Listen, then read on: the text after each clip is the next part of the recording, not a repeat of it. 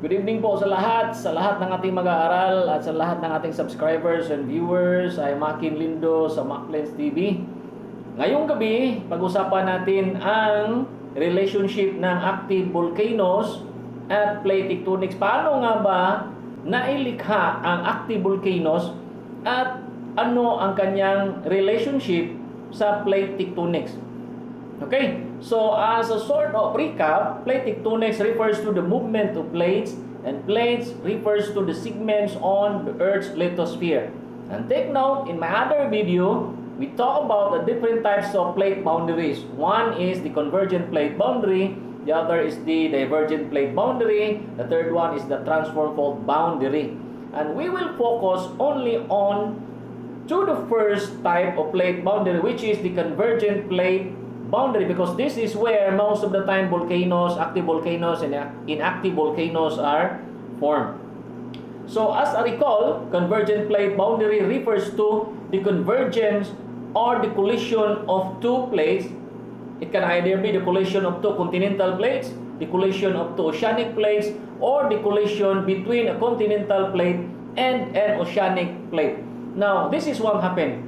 When two continental plates collide, kung magbangga yung dalawang continental plate. By the way, continental plates are plates that is containing land mass, while oceanic plates are plates under the sea. Okay, balikan natin. Kung magbanggaan yung dalawang continental plates, ito ang mangyayari. Pareho kasi sila ng density. They have the same density. And so, neither of these two plates will subduct. Pareho silang pumapa itaas. The leading edge of these two continental plates will not subduct, neither one of them will subduct. Instead, the two leading edge of these two colliding continental plates are pushed up, creating mountain ranges. Just like what happened in the Indian continent and the Asian continent several million years ago. So as India collided with Asia, it created as the biggest mountain range on Earth, the Himalayan mountains, where we can find Mount Everest. Okay, now what happens when these two continental plates again collide? Again, there is the formation of mountain ranges, and the consequence is earthquake. Okay, now what about if a continental plate collides with an oceanic plate? Here's what happened. Ito po yung mangyari. Yung continental plate, klarong-klaro na mas maliit ang kanyang density kumpara sa oceanic plate. Kasi mabigat yung oceanic plate dahil nga sa ibabaw nito ay tubig. Manipis siya pero mataas ang kanyang density. Now, kung ang continental plate ay magkukulide sa oceanic plate, dahil yung oceanic plate ay mas mabigat or malaki ang kanyang density, the oceanic plate will subduct beneath the continental plate at a region called subduction zone. Okay? Now, this leading edge of this subducted plate of the oceanic plate, as it gradually moves down and the temperature increases, this leading edge will melt and turn into magma. Now, take note that magma is in its density decreases, and once the density decreases, it will find a way up because of convection current. It will find a way up, creating vent on the surface, on the side of the continental plate, and that is where active volcanoes are created. Again, when an oceanic plate collides or converges with a continental plate, and since an oceanic plate is denser than the continental plate, the leading edge of that oceanic plate will subduct and will gradually melt because of the increase in temperature as it goes down to the mantle and turn into magma. This magma will again moves up because of convection current, finding a way up, creating vent, and that is where active volcanoes are created. Now, what happens when two oceanic plates collide? Okay, here's what happened.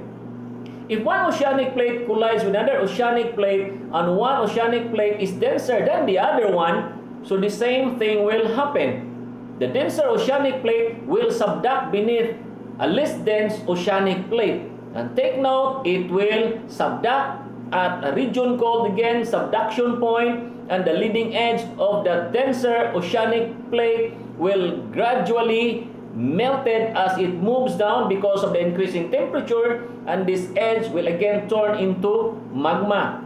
And because it is in the form of magma, the density again will decrease. Because of convection current, it will find a way up and creating a vent, and that is where underwater volcanoes are formed. As materials are accumulated on the top of the vent of that underwater volcano, that is where volcanic islands are formed. Okay, so active volcanoes are created due to the convergence of two plates, specifically a continental plate and an oceanic plate, or can also be formed when two oceanic plates collide. It is because if one plate is denser than the other, it will go down, it will subduct at the subduction point. Take note that the subduction point, that is where the deepest part of the ocean are located, and that is what we call trench.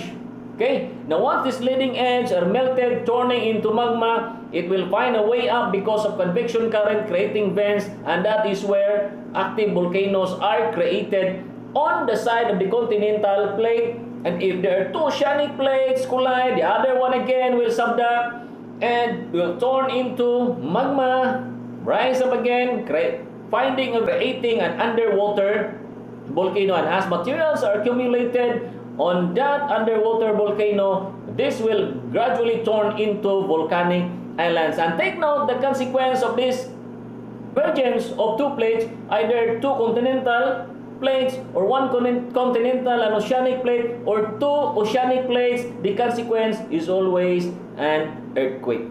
Okay, so in my next video we'll talk about divergent plate boundary and the third type of boundary, the transform fault boundary. Thank you for watching, and don't forget to subscribe and support my channel.